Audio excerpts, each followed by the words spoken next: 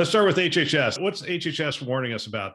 The increased prevalence of ransomware attacks. And I guess to a degree that's helpful because we want to have as much sort of promotion of this activity as possible, but also to a degree, anybody in healthcare knows that the industry has been completely under siege from various cyber criminal gangs, mostly around ransomware, but the reality is it's a whole range of attacks. So they're just making sure that broadly the industry is aware that this is a significant challenge and we should be on high alert for that. As I read the newspaper, I mean, should I read anything into world events? So I read the Russia-Ukraine thing.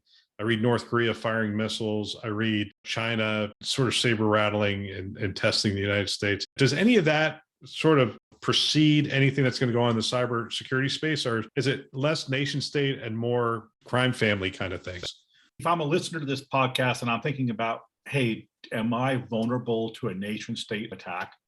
I would think, what about my institution would be desirable from a nation state hacker? And I remember having this conversation with a academic healthcare institution who had very specific research in genomics. And I tried to make them aware, if you are aware and are promoting that you are world-class in this one endeavor, the reality is cyber criminal gangs and nation state activities, because of the IP desirability of that research, you're vulnerable.